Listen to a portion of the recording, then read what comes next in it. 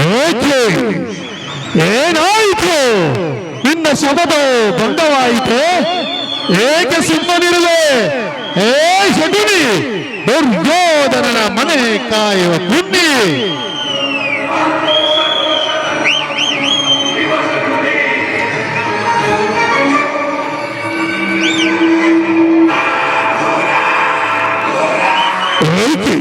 ದುರ್ಯೋಧನನ ಮನೆ ಕಾಯುವ ಕುನ್ನಿ, ಏಕೆ ಸುಮ್ಮನಿರುವೆ? ನಿನ್ನ ಶಪಥವು ಭಂಗವಾಯಿತೆ?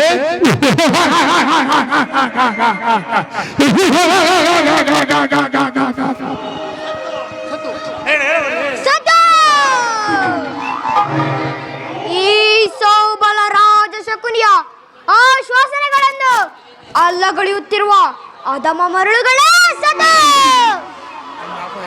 ಏನಿ ಕುಕ್ಷಿ ಬಗೆಯುವ ಕುವಾಗ ಕಂಠದ ಕರ್ಕಶಕೇಕೆ ಏನೇ ಬೆಳಗ್ಗಿ ಜೋಲೆಯಲ್ಲೇ ಪ್ರಚೋದನೆಗೈಯುತ್ತಿರುವ ಕಂಡ ಕೊರೆದ ಗಂಡಕ್ಕೆ ಕುವಾಗ ಕುಕ್ಷಿ ಕಥೆ ಪ್ರವೀಣ ಬಾಸೇನ ಮಹಾನಿಪುಣ ಈ ಶಕುನಿಯೊಡನೆ ನಿಮ್ಮಗಳೆಲ್ಲರ ಸರಸ ಸಲಪ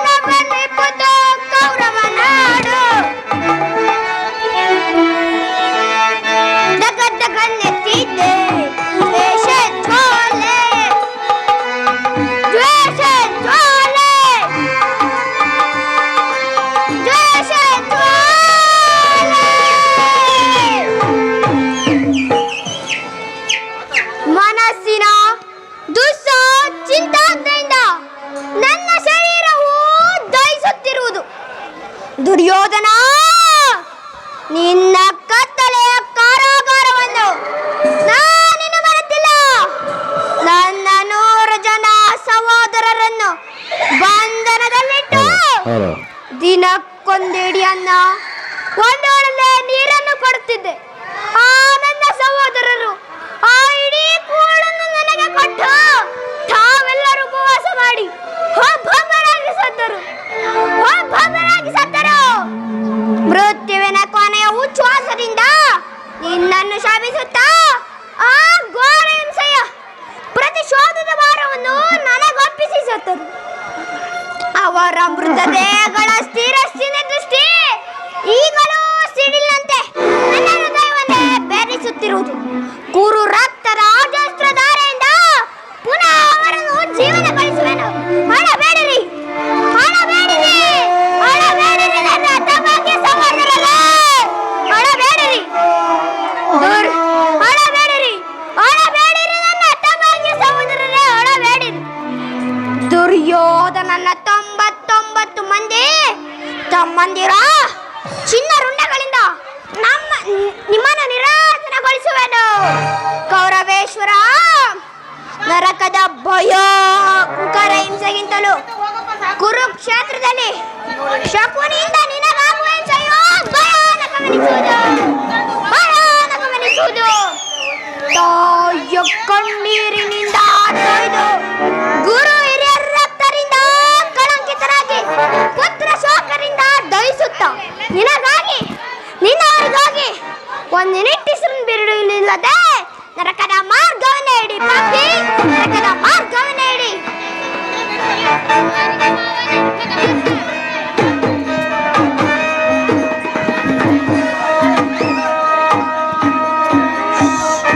ಯಾರಿಗೆ ಮಾವ ನರಕದ ಮಾರ್ಗ? ನಿನಗೆ. ಏನು ಹೇಳಿದೆ? ಪಾಂಡವರಿಗೆ ಅಂದ್ರಲ್ಲಿ ನಿಮ್ಮ ಗಮನ. ಮಾಡಿದ್ದು ಯುಕ್ತ ಶಕುನಿ. ಚಿಂತೆಗೆ ಕುರುರಾಜ, ಜಯಂದ್ರಥ, ಕೃತೋರ್ಮಾದಿಗಳು ನಿಮ್ಮ ಸಹಾಯ ಪಡೆಯಲು ಸೈನ್ಯ ಸಮೇತರಾಗಿ ಹೊರಟರೆಂದು ದೂತನು ಈ ದಿನ ಸಮಾಚಾರ ತಂದನಲ್ಲವೇ? ನಾನು ಅದಕ್ಕಾಗಿ ಚಿಂತಿಸುತ್ತಿಲ್ಲ ಮಾವ. ಈ ದುರ್ಯೋಧನನು ಅಸಾವೀರನು. ತೊಂದೆರಡು ತೋಳ್ಬಳಗಳಿಂದ ಆ ಪಾಂಡವರ ಸಮಸ್ತ ಸೈನ್ಯವನ್ನು ಎದುರಿಸಬಲ್ಲೆ. ಆದರೆ ಈ ಜ್ಞಾತಿ ಹಿಂಸೆ, ಸಯತ್ಕಲಹ, ಉಚಿತ ಶಕುನಿ. ಆ ದಿನ ನಾನು ತೋರಿಕೆ ಹೋದಾಗ ಯುದ್ಧವಾದರ್ಮೆಂದು ಕೃಷ್ಣನು ಎಷ್ಟು ವಿಧವಾಗಿ ಹೇಳಿದನು. ಅಭಿಮಾನದಿಂದ ನಾನು ಅವನ ಮಾತುಗಳನ್ನು ನಿರಾಕರಿಸಿದನು. ಕೃಷ್ಣನು ಕ್ಷತ್ರಿಯ ಜಾತಿಯ ಪರಮವೈರಿ. ಅವನ ಮಾತು ಪರಿಗ್ರಹವಲ್ಲ ಸುಯೋಧನ.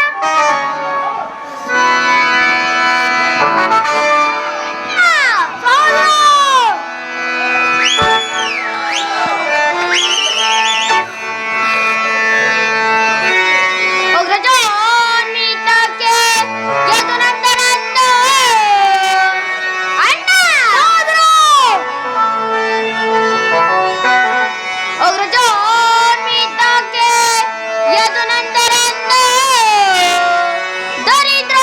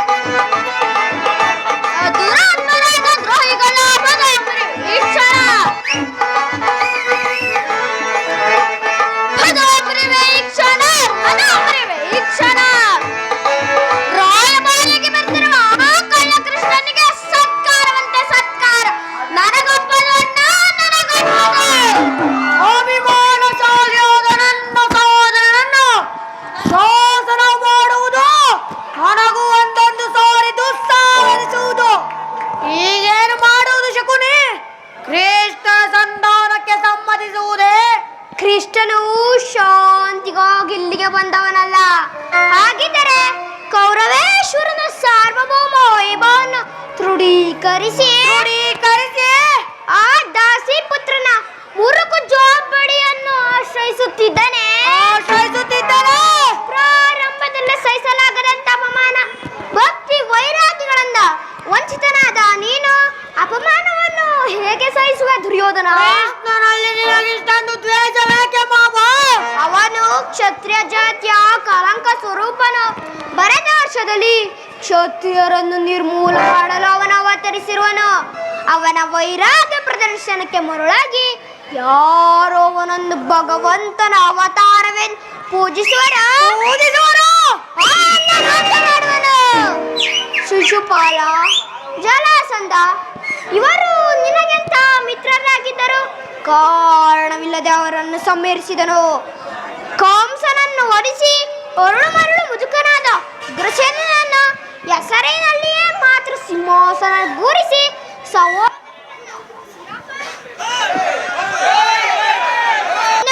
ಶಿರೋತ್ಪಾದದಿಂದ ಪ್ರಮತ್ತನಾಗಿ ಮಾಡಿ ರಾಜಲಕ್ಷ್ಮಿಯನ್ನು ತಾನು ವಶಪಡಿಸಿಕೊಂಡಿರುವನು. ಇಂಥವನಿಗೆ ಮನ್ನಣೆಯ ದುರ್ಯೋಧನ. ಹೋಗೋದ್ರೆ ನನ್ನನ್ನು ತೋರಿಗೆ ಕಳಿಸಿದ್ದಾಕೆ ಮಾವ? ಆನಂದಗೋಪನ ಮನೆಯಲ್ಲಿ ಸಹಾಯ ಬೇಡುವುದು ಈ ದುರ್ಯೋಧನಿಗೆ ಉಚಿತವಾದ ಕಾರ್ಯವೇ? ಅದಕ್ಕೊಂದು ಉದ್ದೇಶವಿತ್ತು ದುರ್ಯೋಧನ. ಏನೋ ಉದ್ದೇಶ?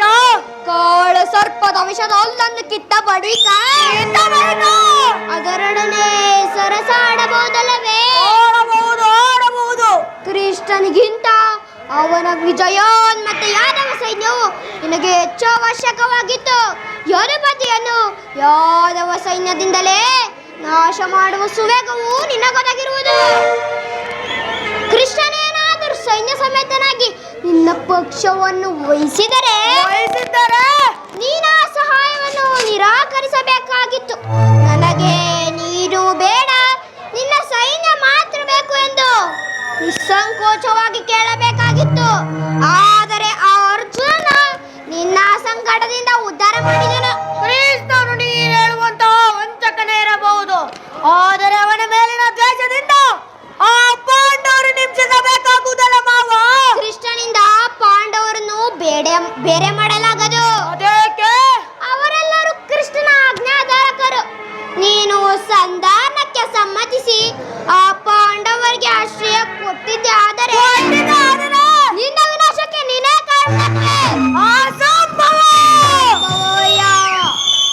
ಪಗಡಾಟದಲ್ಲಿ ಸೋತೋಗಲೇ ರಾಜ್ಯದ ಮೇಲಿನ ಹಕ್ಕು ನಷ್ಟವಾಯಿತು.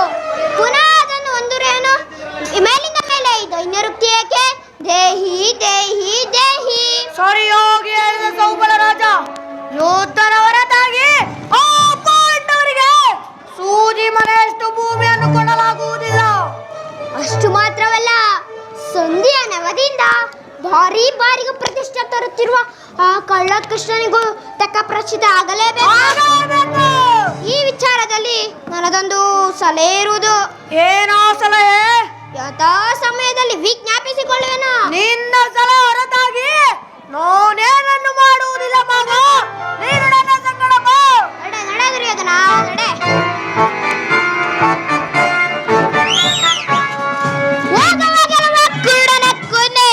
ನಿಮ್ಮಪ್ಪನಿಗೆ ಕಣ್ಣು ಕೊಡಾದರೆ ನಿನಗೆ ಬುದ್ಧಿ ಕೊಡು ಎಂದು ನನ್ನ ಸಲಹೆಯನ್ನು ಕೇಳುತ್ತಿದ್ದರು.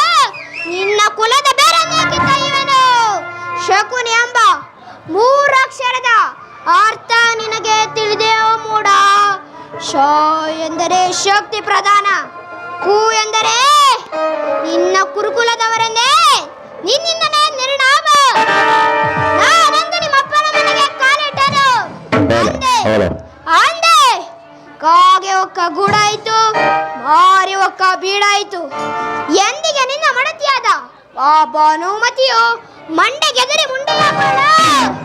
ಅಂದಿಗೆ ಶಾಂತಿ, ಮನಃಶಾಂತಿ, ಅಧಿಕಾರವಿರುವುದೆಂದು ಕೊಬ್ಬಿ ಮೆರೆಯು ಮೂಡ. ಇನ್ನೆಷ್ಟು ನಿನ್ನ ಅಧಿಕಾರ ಅಧಿಕಾರ ಅಧಿಕಾರ